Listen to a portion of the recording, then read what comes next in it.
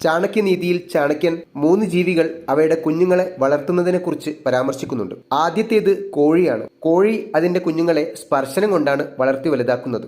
നമുക്കറിയാലോ, കോഴി എപ്പോഴും ചിറകിന്റെ ഉള്ളിലാണ് അവയുടെ കുഞ്ഞുങ്ങളെ ഒളിപ്പിക്കുക. പരുന്തും മറ്റും റാഞ്ചിക്കൊണ്ടുപോകുന്നതിനെ ചെറുക്കാനായിട്ടാണ് ഇത് ചെയ്യുന്നത്. അങ്ങനെ സ്പർശനം കിട്ടി അവ വലുതാകും. രണ്ടാമത്തത് മീനുകളാണ്. മീനുകൾ നോട്ടം കൊണ്ടാണ് അവയുടെ കുഞ്ഞുങ്ങളെ വളർത്തുന്നത് എന്ന് ചാണക്യൻ പറയുന്നു. തൊട്ടുരുമ്മി തലോടി പോറ്റാൻ മീനുകൾക്ക് കൈകളോ ചിറകുകളോ ഇല്ലാത്തത് കൊണ്ടാണ് മീനുകൾ ഇങ്ങനെ ചെയ്യുന്നത്. മൂന്നാമത്തെ ജീവിവർഗം ആമയാണ്. ചാണക്യൻ പറയുന്നത് ആമ ചിന്ത കൊണ്ടാണ് അവയുടെ കുഞ്ഞുങ്ങളെ പോറ്റി വലുതാക്കുന്നത്. നമുക്കറിയാം, ആമ മുട്ടയിട്ടുകൊണ്ട് കടലിലേക്ക് ഒരു പോക്കാണ്.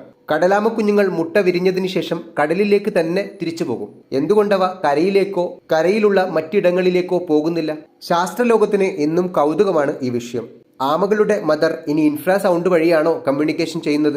ശബ്ദത്തിന്റെ ആവൃത്തി എത്ര കുറയുന്നുവോ അത്രയും ശബ്ദത്തിന് പവർ ഉണ്ടാകും. ഇൻഫ്രാസൗണ്ട് പർവ്വതവും വെള്ളവുമൊക്കെ തുളച്ചു കയറി സഞ്ചരിക്കുന്ന ഒരുതരം സൗണ്ട് വേവാണ്. ഇനി ആമകളുടെ മദർ ഇൻഫ്രാസൗണ്ട് വഴിയാണ് സംസാരിക്കുന്നതെങ്കിൽ പോലും ഇപ്പോൾ മുട്ട വിരിഞ്ഞു വന്ന ആമക്കുഞ്ഞുങ്ങൾക്ക് തന്റെ മദറാണ് സംസാരിക്കുന്നത് എന്ന് എങ്ങനെ മനസ്സിലായി? കുറെ ചോദ്യങ്ങൾ ശാസ്ത്രത്തിന്റെ മുമ്പിൽ ഇങ്ങനെ അവശേഷിക്കുമെങ്കിലും മോറൽ വേൾഡിൽ ചാണക്യൻ പറയുന്നത് ഈ 3 രീതികളും മനുഷ്യന് വേണം എന്നാണ്. മനുഷ്യൻ അവന്റെ കുഞ്ഞുങ്ങളെ സ്പർശനം കൊണ്ടും നോട്ടം കൊണ്ടും ഇനി ദൂരത്താകുമ്പോൾ ചിന്ത കൊണ്ടും പോറ്റി വളർത്തി വലുതാക്കിയെടുക്കണം എന്നാണ്. നമ്മുടെ കൈയകലത്തു നിന്നും നമ്മുടെ കണ്ണകലത്തു നിന്നും തെറ്റുന്ന പക്ഷം ആമകൾ ചെയ്യുന്നത് പോലെ ചിന്ത കൊണ്ട് അവരെ ശ്രദ്ധിച്ച് തന്നിലേക്ക് തിരിച്ചെത്തിക്കാൻ ശ്രമിക്കണം എന്നാണ്. അല്ലാത്ത പക്ഷം മുട്ടകൾ വിരിഞ്ഞ ആമക്കുഞ്ഞുങ്ങൾ തിരമാലകളിൽപ്പെട്ട് ശരിയായ രീതിയിൽ തിരിച്ചെത്താതെ വരും.